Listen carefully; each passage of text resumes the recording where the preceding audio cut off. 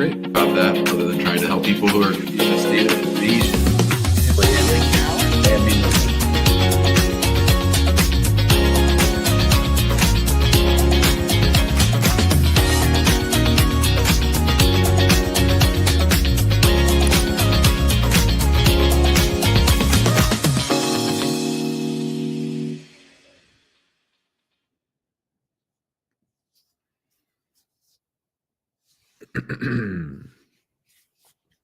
Welcome back to the Immigration Answers Show. My name is Jim Hacking. This is episode number 770 of the Immigration Answers Show. I'll be here for the next hour, live on TikTok and on YouTube. Got my own little home studio going on this early morning. I was going to do the show from the studio today. Nor wasn't feeling well, so I had to do some dad duty stuff. So here I am. Am I here? You know it. You know. It's your senior love daddy. Last on your dial, but first in your heart. We play the platters that matters, the matters that platter. Hooli is in the house. Hello, Hooli. Good to see you here. Hina is also here to watch over the comments, to keep you all honest. Try to get me some TikTok questions to answer for all of you. If you're on TikTok, you don't need to post your questions more than once or twice. You don't need to keep doing that thing that people like to do on TikTok where they just keep posting their question. Same goes for the comments. If you want to ask me a question, I will do my best to answer it, but please, I don't look at the questions in the comments on YouTube. All right. See a lot of our friends, a lot of familiar faces, a lot of our favorite people, including Queen Donna in Jamaica. Big ups to all the Yardies. And let's go ahead and get this party started. And speaking of Yardies, we'll talk to Yardi. If you turn off your camera, I'll call you up first. We don't have people on camera anymore. I'll go to Mustafa and then I'll come back to Yardi. Hello, Mustafa. Hello, hello. We can't hear you. We'll put Mustafa back in timeout. Yardi's got his phone off. Hi, Yardi. Hey, Jim. How are you doing? Great. How are you doing? I'm fine. Thanks for all your hard work, man. Sure, buddy. I have a question. I filed my, I got married in 2021 of March. I put my application in December of 2021. On 2023 of January, I got my work permit and Social Security. Okay. In April of 2023, I got my green card denied. Why? Okay. I got a letter in the mail with the denial notice. Everything that was in the notice was a lot of lies. For instance, they said that I had a driver's license 8 months ago when I didn't have a work permit or a social. In the state that I'm in, you cannot get a driver's license without a work permit or a social security.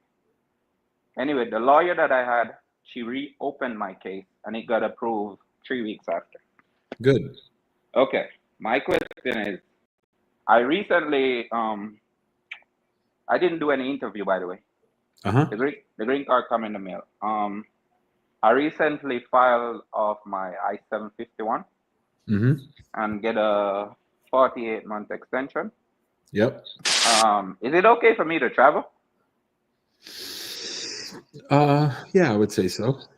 Yeah, if you have a green card, I mean, and you've had your 751s on file, you have the extension letter, you have a valid passport. I mean, you know, everybody's sort of nervous right now about traveling, but I mean, generally, yes, you're safe to travel. Okay. And then the next question is, my lawyer told me that when I'm going to do my naturalization, she's going to use whatever they deny us from against them. Is that something that can be happened? I don't understand what you mean, though. What does that mean? She's going to use like she's trying to say it's a big factor that they lie to deny me, that she's going to use it against them when I naturalize. I don't think I'd even want to bring it up. And I think you got to be careful accusing USCIS of lying. I think it's better to say they made an error. He's been waiting a long time. Let's do his naturalization case fast. But I don't think much is gained by pointing them to that again. Okay. And then last question. My wife submitted an I-30 for my daughter that's in Jamaica.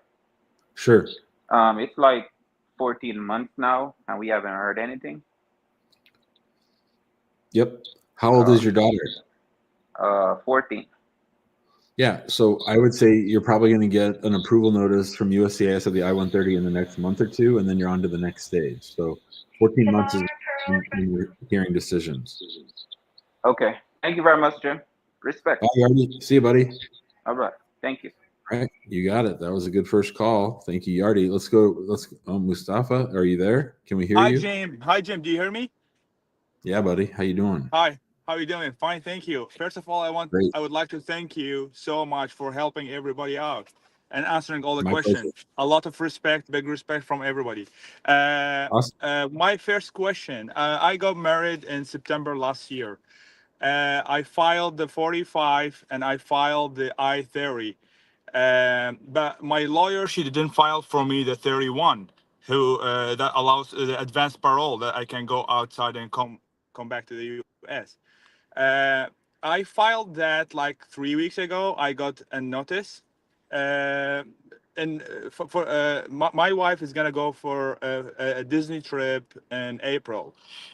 In case I'm gonna get that parole accepted before that, do you think it's a good idea to go with them on the cruise to the to the Disney cruise or not? My wife and the kids. Well, advanced parole takes about 8 or 9 months. When's the cruise? Oh, the cruising in April. Yeah, you're not going to get advanced parole before April if you just filed for it. Oh, okay, then forget about that. The second question is, I follow up my case online. On the 85, if I see my progress, it's written interview is completed. While I didn't, I haven't got any invite or something, and we didn't do any interview. Does that mean that it's waived or not? I don't know because I don't look at the online portal. I think when it's waived, it says that it's waived. People in the comments will know the answer to this question, Mustafa. I don't think that if they waive your interview, they say interview was completed, but they might. You know, I don't generally get too worked up over it. How long ago did you file the I-45? I filed the I-45 with the I-30 together in October 18th Of 24? last year. 24, yes. Oh yeah. So you're just chilling. Yeah, I'm just showing. I don't know, maybe because we submitted as much as we can, I'd say proofs and maybe. I'd say everything. maybe. Oh, okay. All right, that was it, Jim. That was my questions. Thank you so See you, much. buddy. Bye, Mustafa. You got it. You got it. All right. Hina's got some questions for us from TikTok. Amir, I'm outside the USA and my green card expired in 2022. What can I do? Are you kidding me? Why would you let that happen, Amir? You probably lost your lawful permanent resident status and are starting over. You've abandoned your residency by staying outside the United States for 2+ years. Tulia Maria, what happens if your U.S. citizen is scheduled for a biometrics appointment? I don't know why he got the appointment. I'd like to know why. Okay, so here's the deal. I think most people understand that if an immigrant is applying for an immigration benefit, that the immigrant gets an interview notice. A biometrics notice. The immigrant gets fingerprinted.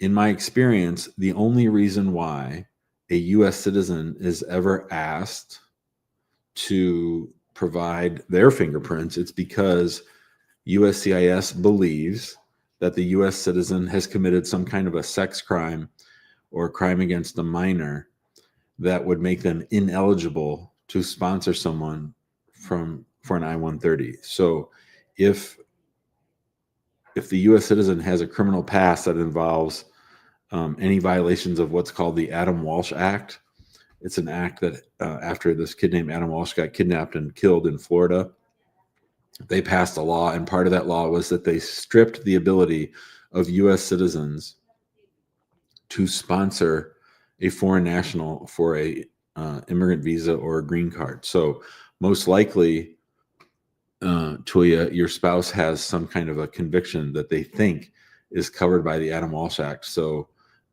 you need to talk to your spouse about that. You guys need to research it, get their criminal records, and see if the Adam Walsh Act applies. Bob Royalty, is it safe to travel with a travel authorization at this time or wait for a green card? Again, I've been saying over and over, if I'm not a U.S. citizen, I'm not leaving the United States for another 6 or 8 months till we see what happens with Trump and his nutty people. Susie is here. Hello. Hello, Jim. Are you able to hear me? You sound great. How you doing? I'm wonderful, thank you. So I recently got married. Congratulations. And, thank you. I got married, and my husband, he is from Jamaica, and we filed the I-130 online. So I wanted to know what are the next steps moving forward, because we did print out the I-485 as well as other documents, but I just wanted to make sure, like, what would be the next steps for us moving forward. So you're a U.S. citizen? I am a U.S. citizen, yes. When did the I-130 get filed? The I-130 was filed April of 2024, last year. Are you going to, and you waited this long to apply for adjustment? Why have you waited this long to apply for adjustment? Well, because I think it's just probably just bad advice, but we were told to do the I-130 first. We weren't told about concurrent filing. Got it. That was a possibility. Tell me about your spouse. When did they come to the United States? He came to the U.S. Maybe about 20 years ago. Uh-oh. So he's out of status. Oh, my God. So you guys really have wasted a lot of time. Mm-hmm. Has he ever claimed to be a U.S. citizen? No, never. How has he supported himself these last 20 years? Through his family. He came on a visit visa? Yes. Well, through his family. Now, come on, Susie. Now, he's been working for the last 20 years, right? Yeah, well, yes. So you're not going to lie about that, because that's all forgiven. Okay. Right? So, I mean, number one, do I think that someone who's been out of status for 20 years who did not file their 485 with their I-130 needs a lawyer? I would say yes. Okay. But putting that to the side, I asked how he supported himself, and you said it was through family. You guys got to be really careful about that, because everyone if you go to an interview, everyone's going to know that he's been working. Uh-huh. And so then if you say through family, then they're going to be suspicious. And then they say, did you ever make a false claim to citizenship? And then he says no. And then they're like, well, I want to go check all of his employment records. Mm-hmm. So I think he's got to be real careful, because working without permission and overstaying your visa, those two things are forgiven if Susie's a U.S. citizen and that they believe the marriage. So I would really press him on that false claim to citizenship, and I'd press him on how did he work. But assuming all that, you got to get that 485 on file, because right now his ass is in the wind. You have nothing protecting him right now from deportation. Right. It's only the 485 that's going to get him back into some kind of a status. Yes, we plan to do the 485 this week. Yeah, we plan to ship it off. We're actually just waiting for the results of the biometrics.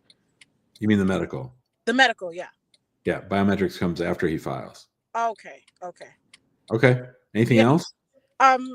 Also, in terms of work authorization, do you think that at this point we could also add that into his file? Oh, you absolutely should. Yeah. I don't think you have to do advanced parole, because he shouldn't leave until he gets his green card, because he's been here so long out of status. But yeah, definitely, I would definitely do the work card, because it's only $260 more, and that'll be a nice thing for him to have. And then you guys can start. You can get him a social security number and start building his, your joint evidence together. And then in terms of me filing taxes, because it is tax season, should it say that he's unemployed in the taxes, or should he claim it? No, you should be totally honest. Okay. Thank you so much, Jim. All right. Bye, Susie. Good luck. Bye-bye. Thank you. Oh, yeah. That filing the I-130 for a spouse who's here out of status doesn't do much. It gets the process, I guess, a little bit started, but really it just confuses things. All right. What do you say, TikTok?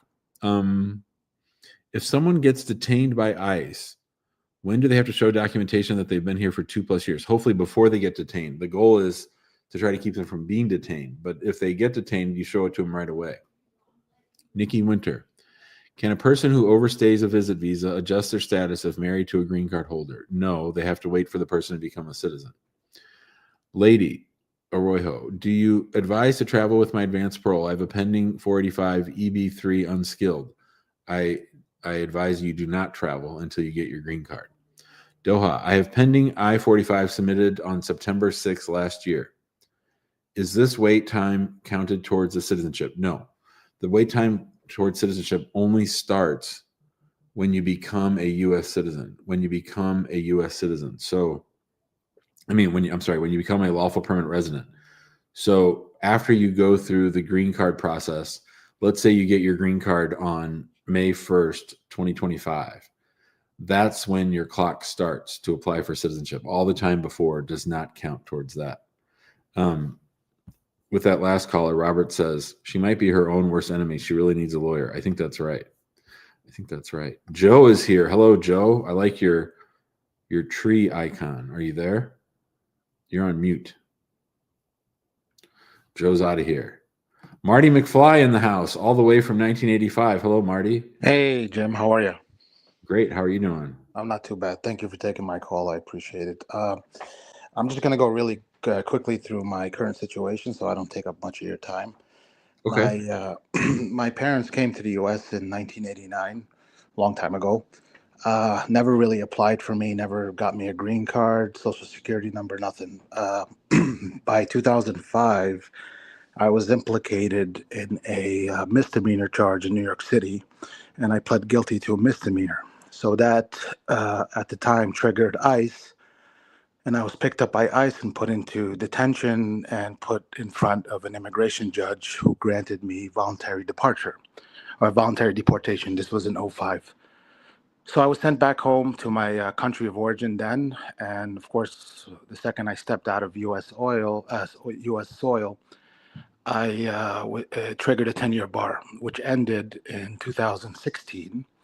And in 2017, my U.S. citizen mother applied for an I-130 for me, which was approved about 40 days ago. So it took about 8 years, right? So my question is, based on the information that I just gave you, what sort of complication am I looking at when I'm called in for a green card interview? What was the misdemeanor? It was an assault charge. Serious injury? Yes. So it's considered a CIMT, I believe. Okay. Yeah. Yeah. At this point, I really don't know. Is there anything I should be doing to prepare, or is there a waiver I can apply for, or do I wait until I'm called in for an interview and they'll decide? Well, hold on. I'm just pulling up the visa bulletin real quickly. So, what's the priority date when your mom filed? It's July 2017. Okay, and are you married or unmarried? Unmarried, so I think it's F1. Okay, so you're 2017. They're on November of 2015. So correct. Okay, all right. So, well, has anybody analyzed whether or not your misdemeanor conviction makes you inadmissible to the United States? No, not yet. As of now, no. So that's stage one. Number one is, do we think that Marty is inadmissible to the United States because of this conviction? What kind of a jail sentence did you get? Well, just for the record, I want to state that it was first a felony, but it was knocked down to a misdemeanor. Yeah. But by a judge, right? So I was given 2 months on Rikers Island. You know what the maximum sentence was you could have gotten? It's probably a year. A year, yeah, correct. So here's the weird thing, Marty. We have 50 different states and we have 50 different criminal justice systems. Correct. Yeah. And each state drafts their misdemeanor punishment laws a little bit differently than others. And then, of course, we have the federal definition of what is an aggravated felony or a CIMT, or is the range of punishment more than 1 year? Is it 1 day less than a year? So what I'm saying is it's a little bit tricky, and I certainly can't do it on the phone to tell you whether or not your conviction makes you inadmissible, right? Okay. And it also makes it not possible for me to tell you whether there'd be a waiver available. Now, the nice thing is, it sounds like you have a qualifying relative because your mom filed the I-130.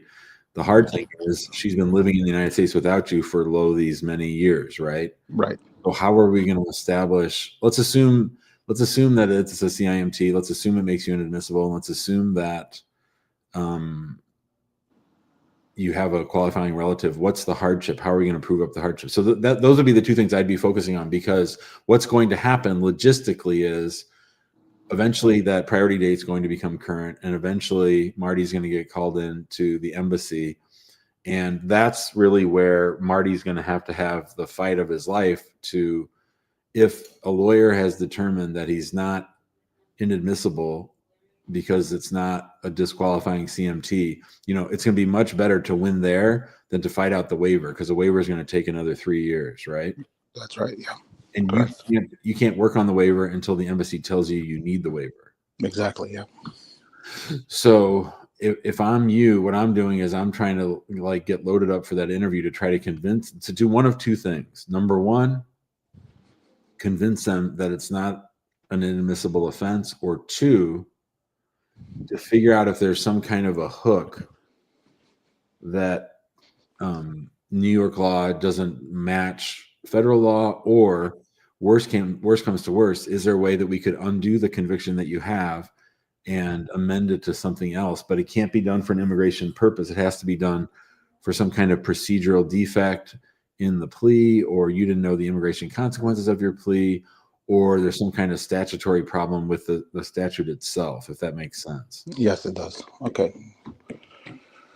Okay. So based on that, how do you think that that this could be possible? Do you think that maybe, I know it's probably a 50-50 chance, because I want to do this properly. So, because I've been gone for almost 20 years, right? So Sure.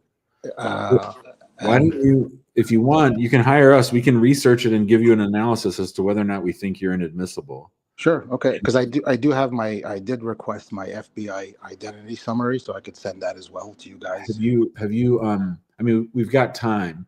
Have you FOIA'd your ICE deportation file and your USCIS file? I have the ICE file, yes. Okay, so I would go ahead and do that. Okay. Get the USCIS file, but the ICE file has all your deportation stuff in it? Yes, it does. And what about your criminal stuff? Do you have all that? I have the FBI identity summary. Yeah, but I mean, the police report, the court record. I mean, we could track all that stuff down for you too, and then figure out how to get you ready for your interview. Okay, sounds good. Okay, just one more question, if you don't mind, Jim. Yeah. So I'm currently in Canada for 8 years. I'm currently a Canadian citizen. So I wanted to every now and then visit my family members in New York City. Yeah. Is that a possibility, or will I be turned back at the border? I would. Well, you still have a 10-year bar. All right, it was. Bar's over. The bar's over. Yeah. Yeah, I would say maybe hold off on that until we at least do our analysis. Okay, sounds good. And you haven't done that yet, right? You haven't come through CBP yet? No, I haven't. Yeah. Okay. All right. Yeah. Let's do that first, and then we'll go from there. Okay, sounds good. Okay, Jim, thank you very much. I appreciate the advice. You got it. All right. Let's see what TikTok's throwing at us. Fantasia says, my man is already here on a work visa. Should we file for a fiance visa or marriage? Fantasia, a fiance visa is only for people that are overseas. A fiance visa is not for people that are here. So the only way you can get anything moving for him here would be for you to get married here. The whole purpose of the fiance visa is to allow them into the United States so that they can get married. So it's sort of like you're past that stage. You don't even need that. Natchi says, I filed the fiance case, was approved December 8th and sent to the State Department on January 8th. What's next? Well, you got to pay some fees. You got to do a DS-160 and you got to get them DQ'd so that they can go on to the embassy for their fiance interview. So Sophia says, can you sponsor yourself for work? Very, very difficult. Very, very difficult because they're very suspicious of when people try to start a company and sponsor themselves for a visa. So I think that's tough. Manisha, I applied for my 45 in August. My 765 is still not approved. Is anything weird about that? August.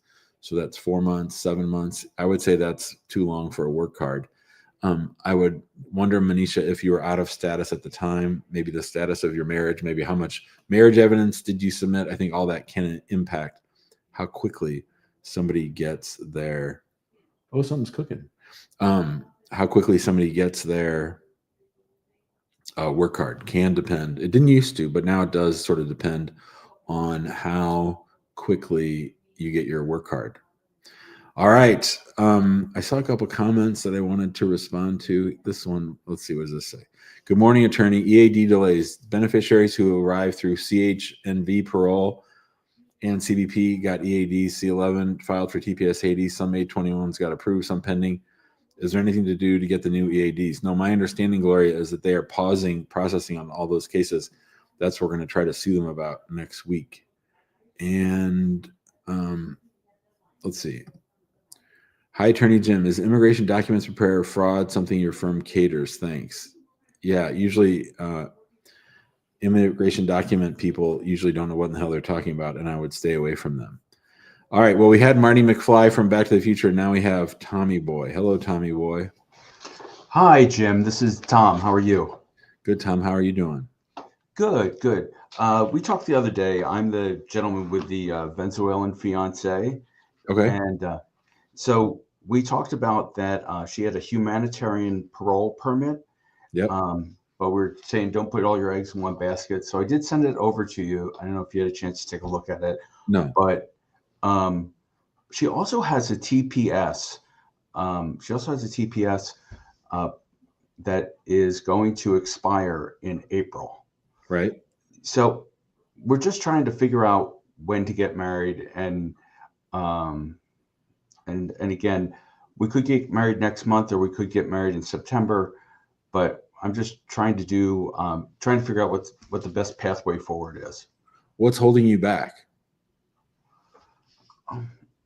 We've only been together for 3 months, and I don't know. I want to plan and have like a bigger event, Mm-hmm.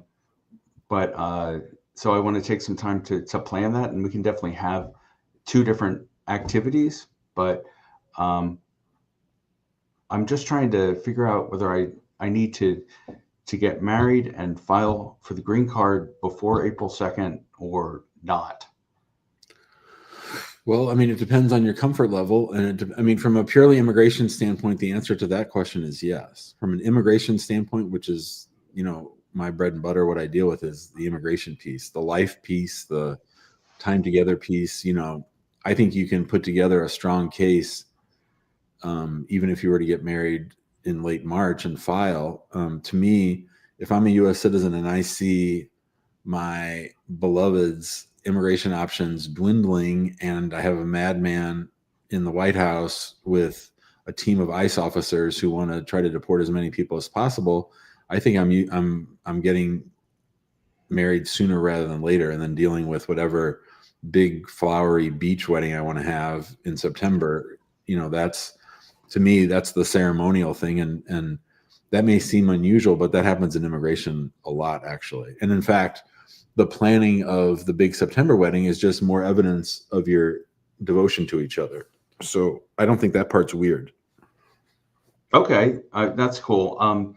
She applied for her work permit, which is due to expire in May. Now, and I guess about a month or so, she'll get her receipt for that. Her EAD through what? Through TPS or through what? What's the basis of the EAD? Oh, I think it's the 529. 589. She applied for asylum. Oh, well, she did apply for asylum, and she's in proceedings as far as that is concerned. She doesn't have a court date or anything like that. Okay. I think you really need help. If she's in proceedings, that means you've got like 8. She's got like 6 different things going. Is there anything in the asylum case that she's worried about? Was everything she said in the asylum case true and accurate? Everything's true and accurate, but I don't know that she has. She said that she doesn't feel like she's got hard evidence for that her life is in danger. Well, so there's a difference between having hard evidence and having an actual fear. Does she fear going back to Venezuela?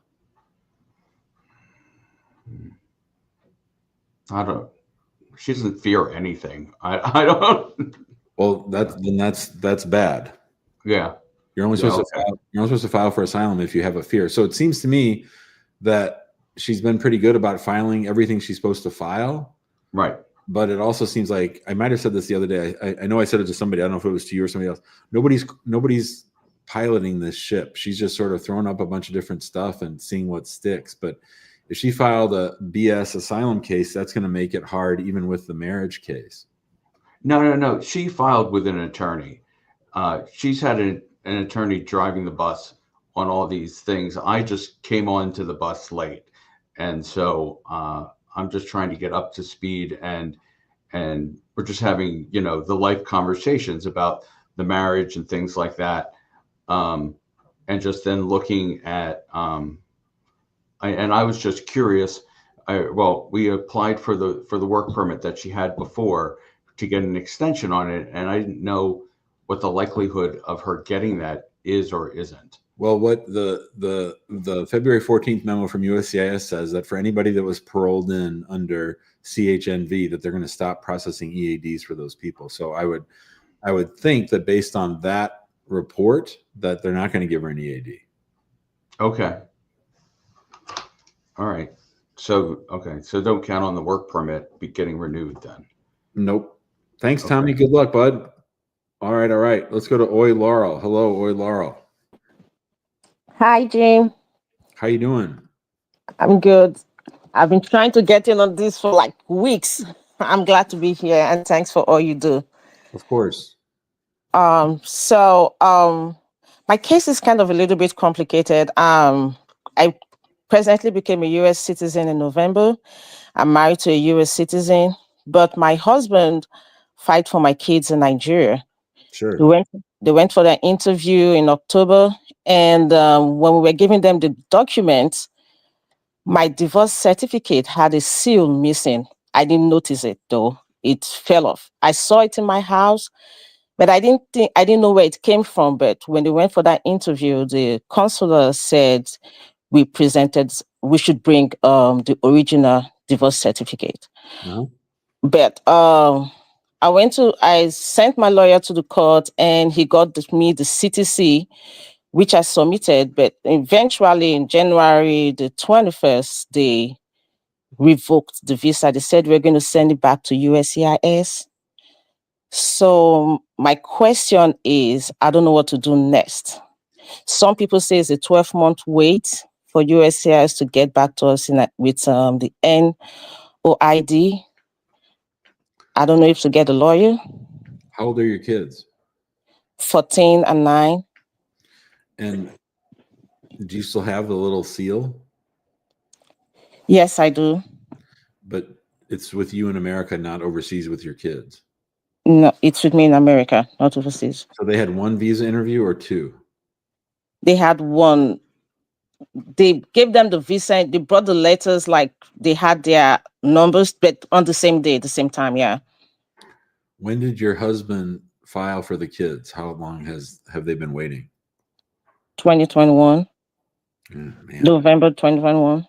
So what you're hearing is that the State Department, the embassy, is sending your case back to USCIS for possible revocation. Is that right? Yeah, that's what. Yeah. Okay, so I assume since you said you've been trying to get on the show for a while, that you know that we talk about Nigerian divorce certificates a lot on this show, right? Yes, sir.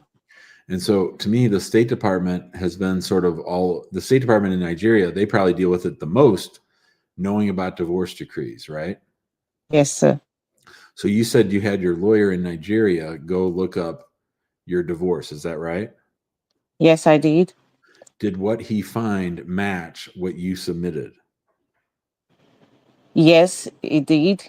Are you sure? And yeah, I checked it, and it matched what I submitted. But it was a photocopy that had stamps in it. It wasn't like the original, Yeah. Okay. Okay. Talk to me about the timing of so you went to the embassy in Nigeria, got your visit visa to the United States while you were still married to your children's father. Yes. And did you get divorced before you came to the United States or after you came to the United States? I got divorced before I came to the United States. Now the clause is it was kind of a scary marriage. He was always threatening me. So when I came back from I went to the United States, came back in 2018, and then he wanted me to include him, to say he was going to travel with me to the United States for visit visa. But he went there saying he was going to go with me. They denied him. That was in April of 2018. We got divorced in October of 2019. I ran away actually from Nigeria in December 14 because it resolved to threats and all that. But my divorce decree came in on the 14th of October 2019, and the absolute came in January 20th. Of 2020. 2020, yeah. January 14th, sorry, of 2020. So here's what I'm worried about. I'm worried about them coming after your green card and your citizenship. That's what I'm worried about. Okay. So when you said you had your lawyer go check, was the lawyer who handled your divorce the lawyer that you sent to go check, or was it a different lawyer? The same lawyer. Yep. All right. So to me, you need to hire an independent lawyer in Nigeria, not the one that you hired to handle your divorce and to go verify that your divorce is real, right? Yeah. So, because the State Department has taken a look at what you gave them, and it could just be that they're mad you didn't give them the original, you gave them a copy, but I don't think so. I think that there's a fundamental defect in the divorce itself. Yeah. And I would want to know that before my case reaches USCIS, and most importantly, before I keep pushing, because if your divorce decree was invalid, then you never should have gotten your green card, and therefore you shouldn't have gotten your citizenship.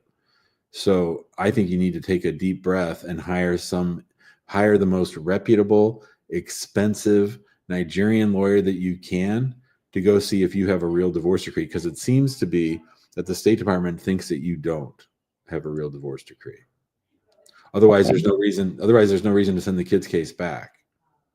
I don't think it's just they didn't like the copy or that you were missing that seal. I think that based on what you've told me and based on what I know about Nigerian divorce decrees, my worry is that your divorce was not real, mostly because you weren't there, and the lawyer that handled it is the same one that checked on it, which makes me think the State Department knows more than we do, and that makes me worried for you. Okay. All right? Yes, sir. So do all that, hire some expensive attorney who isn't related at all to the divorce, didn't handle it for you or your husband, your ex-husband. Make sure that it's real. And then what I would say is no matter what you find out, email me afterwards either way and tell me, okay? Okay. Thank you very much. Okay. Have a good day. Okay.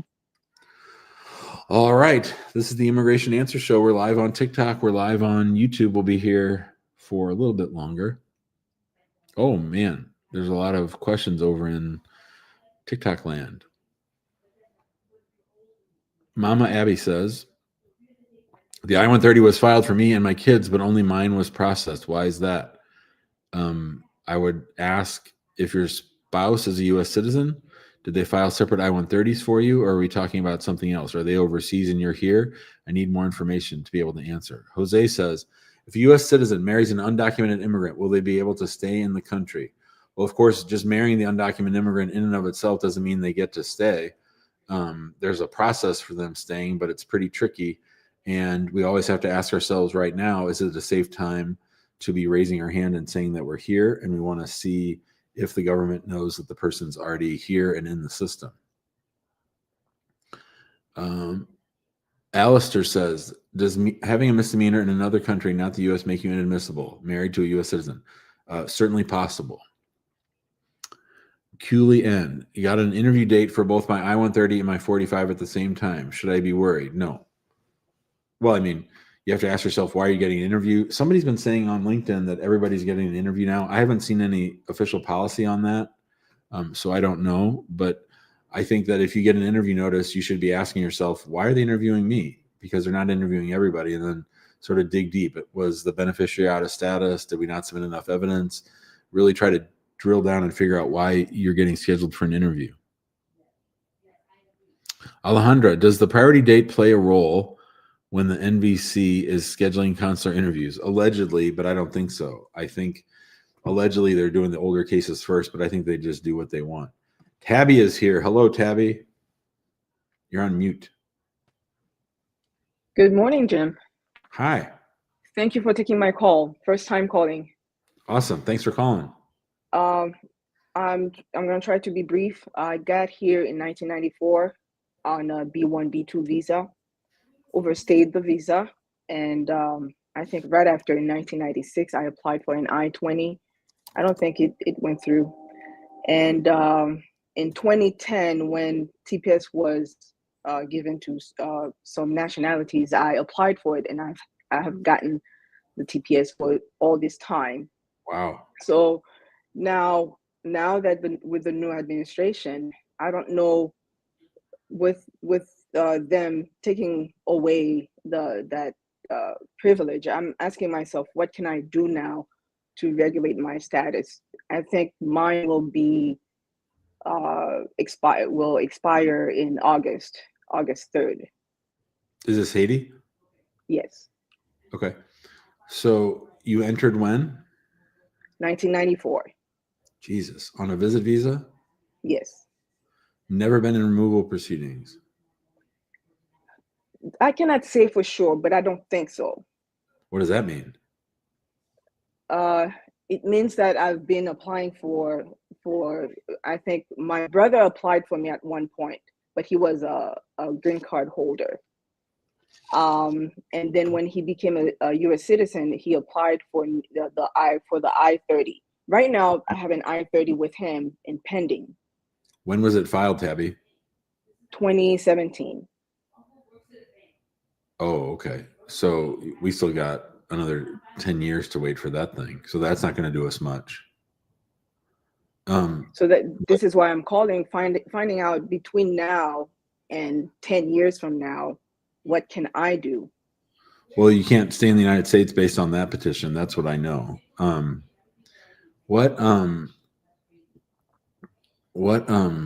Sorry, my wife is really loud. She's in the other room. How old were you in 1994?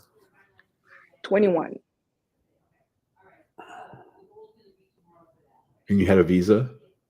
Yes. I came in December and I turned 21 in October. Yeah, that's okay. The key is you're over 18. Okay, so all you've ever had is TPS, and I asked you, have you ever been in removal? So do you know if you've ever been in deportation proceedings? Like I said, I don't want to lie and say I know for sure. There's no lying to me. We're just doing our best. There's no lying to me, so don't worry about that. Yeah, I cannot tell you that I know for sure, but to my knowledge, no. Okay.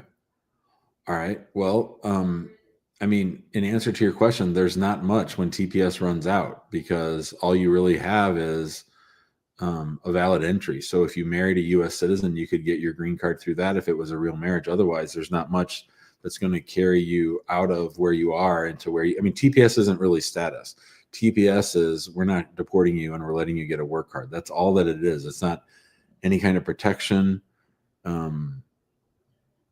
So you're going to have a real hard time after the TPS runs out because you're going to be without any status.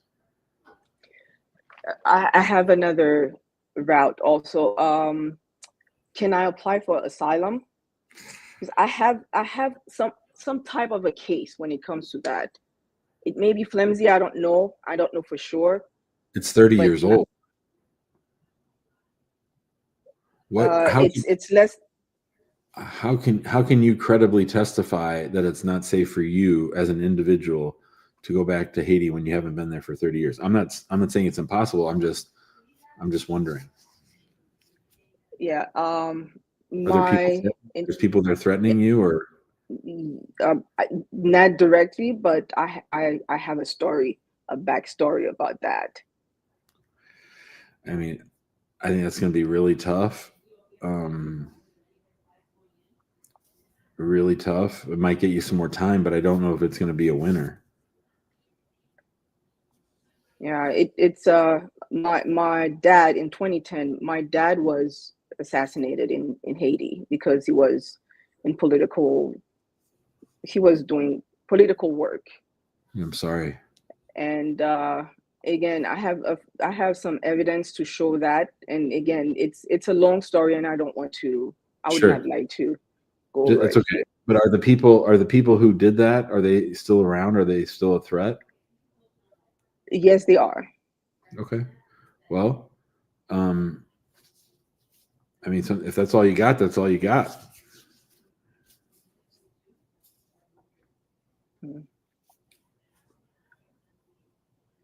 So No, is it no love in the air, Tabby?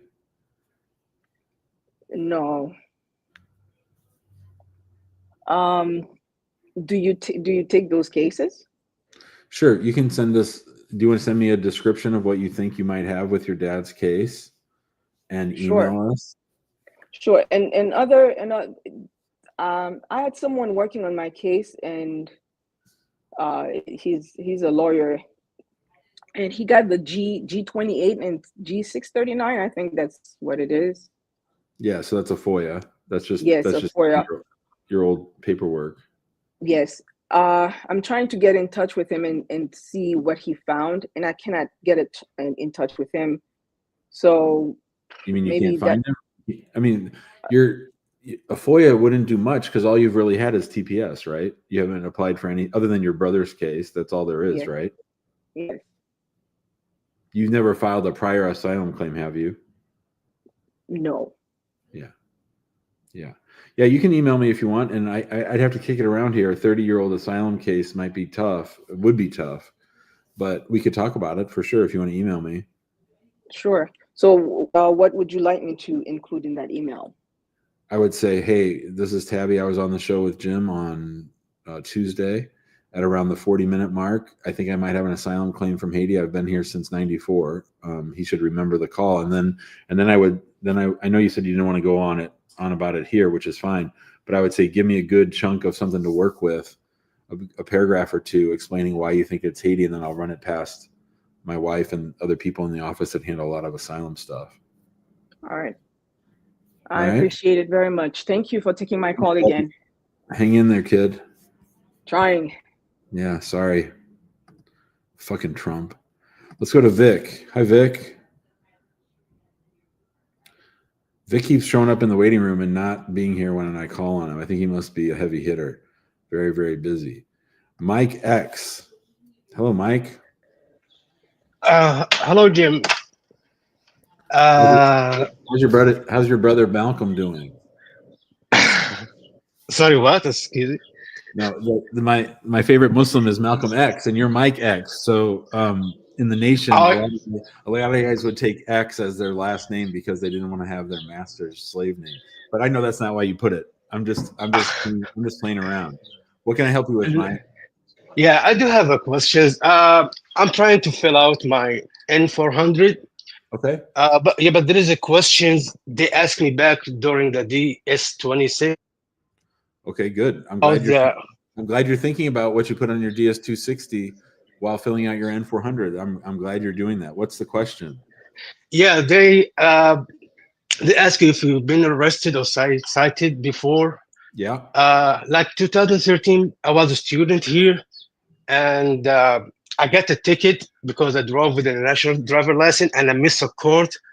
So they jailed me for till I paid the fine. I paid the fine. In America? Yes, sir. But that was back when I was a student, 2013. I came as a permanent resident 2020. So when I fill out my DS260, I don't remember if I mentioned that or no. I do believe I mentioned that, but sometimes when you fill out the form, you feel sometimes like nervous and you forget something. Okay.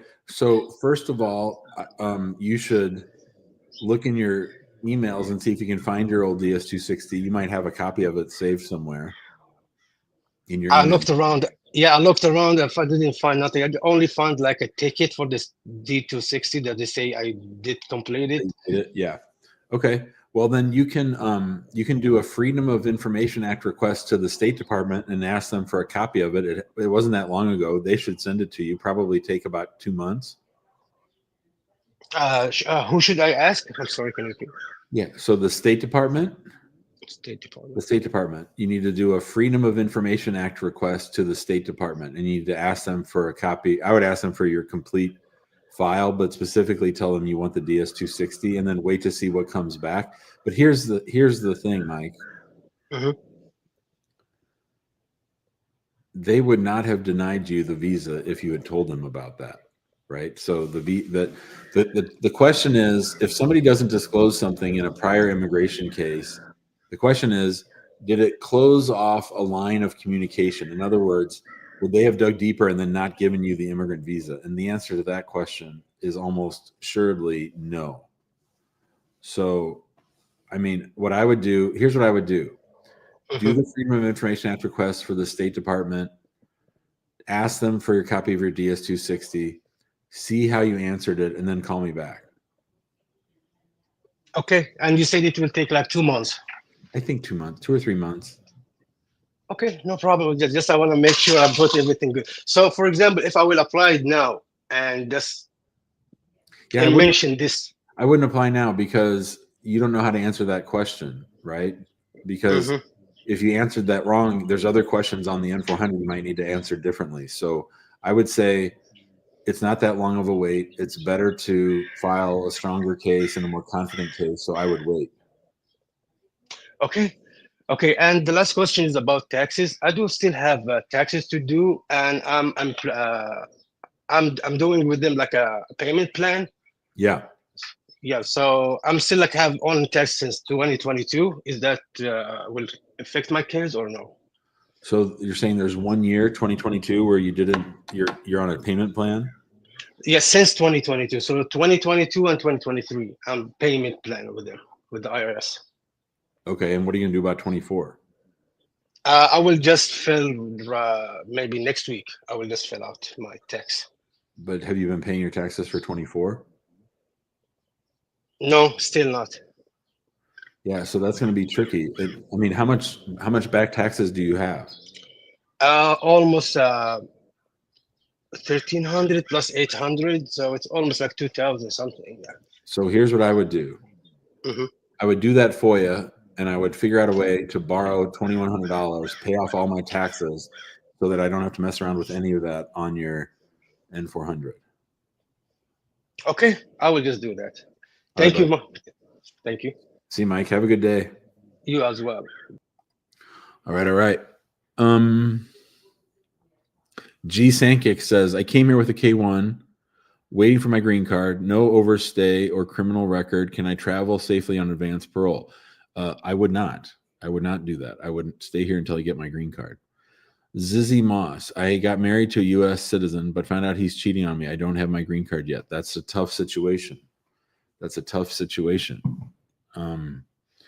there's any abuse, obviously you can make a VAWA claim. Otherwise, you're sort of starting over. And you might be back out of status. Tutu, I have a marriage interview on March 27th. How can I prepare for it? Oh, Tutu, we've got a lot of good videos on that. Check out our YouTube channel and look for green card interview. I talk about it on TikTok all the time. It's probably the thing we talk about the most. Giselle says, should we file for asylum now that they cut TPS for 12 months? We're from Haiti. I think there's going to be a lot of Haiti asylum cases being filed in the next couple months. Turtle, do British people have an easier time getting I-130 approved? I would say white British people have an easier time getting I-130 approved. Why is my case transferred to another office? Case for VAWA, status adjust, my case since 2022. That's because of work and busyness. That's usually why they send that over. All right. Peter is here. Hello, Peter. Hey, Jim. How you doing? Great. How are you doing? I'm doing all right. So I have a little situation here. So I'm a permanent resident, and I've been a resident for about 4.5 years. Okay. And my brother, he wanted to come visit me here in the U.S. So he applied for a B2 visa by himself, and I helped him pay for it. Sure. I had no idea what he put in there. I just filled it out. He just filled it out, and then he just got my credit card information. So a few months went by, and then he ended up getting his interview at the U.S. consulate in Johannesburg, and there he ended up getting hit with a misrepresentation finding. Turns out he lied on his visit visa, saying that he never he was previously in the U.S. about 10-ish years ago as an F1 student, Yeah. and he worked under the table, and he didn't disclose this on his visit visa, and I had no idea that he didn't do this, and he understands the consequences. You didn't know that he had worked under the table, or you didn't know that he didn't tell them that he worked under the table? I didn't know that he didn't tell them he didn't work on the table. I know he did, and I told him before, like, yo, be honest about it, and he still didn't do it. Okay. And now the main consequence, he understands his consequences, and I braided him for it. But now my question is on my end, is because I paid for it. Oh, you think they're somehow gonna tie you paying for his denied visit visa on your naturalization case? Pretty much, yes. Nah, you don't need to worry about that. You're fine. I'm sure. 100%. Okay. Oh my God, I can hear the relief in your voice. You've been holding this in, haven't you? You've been really mad at your stupid brother. Yeah, I'm gonna pull up the freaking Johannesburg and kick his ass. But thank God, at least If my wife were here, she would ask if his name is Ahmed, but that's because her brother Ahmed makes some dopey decisions, and she's had some. I wish. I wish to make you. I wish to make you something right now. You're fine. Full steam ahead. Okay. All right. Cool. Thank you, brother. See you, bud.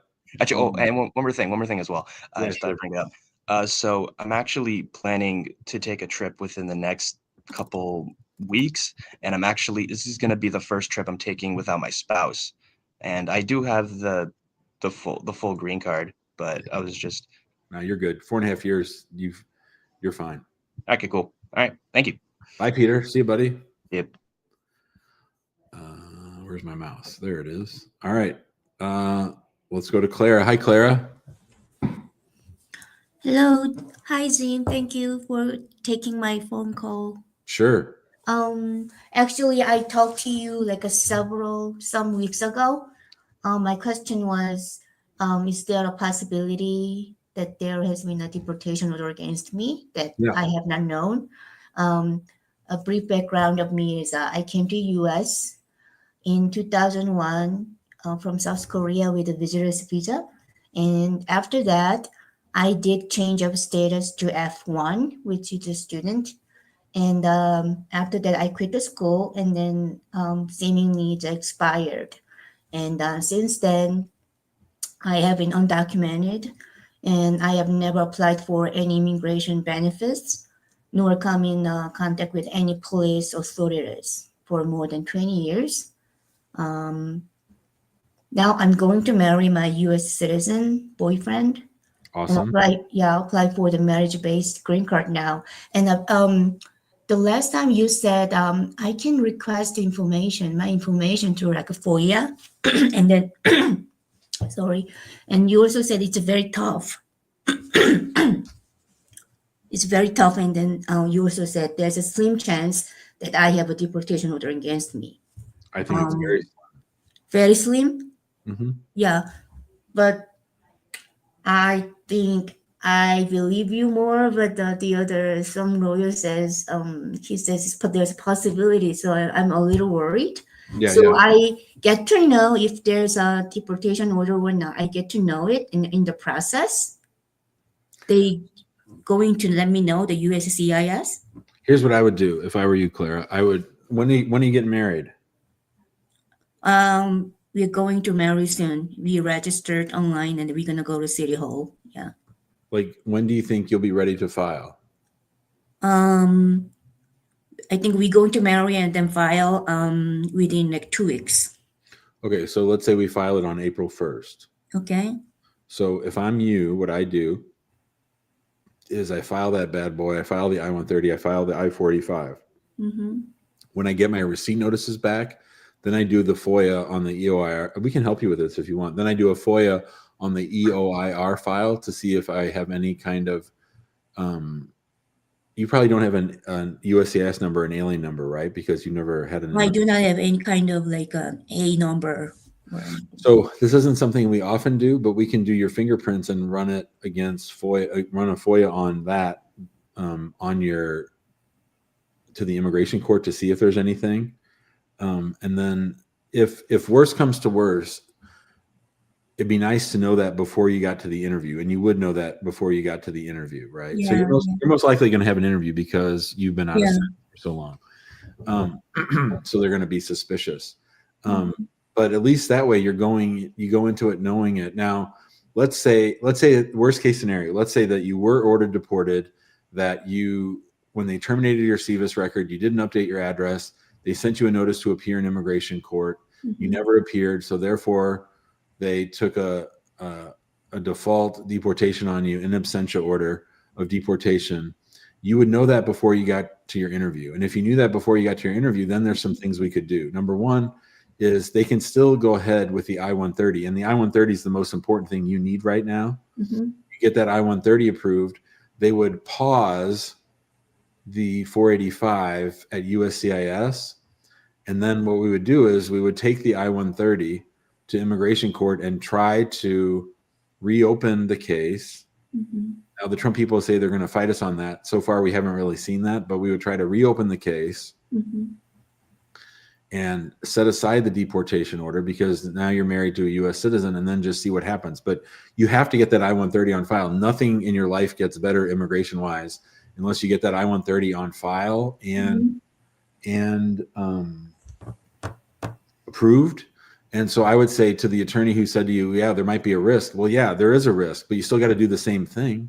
You still got to do, you got to do the I-130, and you've got to file that with USCIS, and you got to raise your hand and say that you're here. Otherwise, you're just in limbo like you have been. So I file I-130 and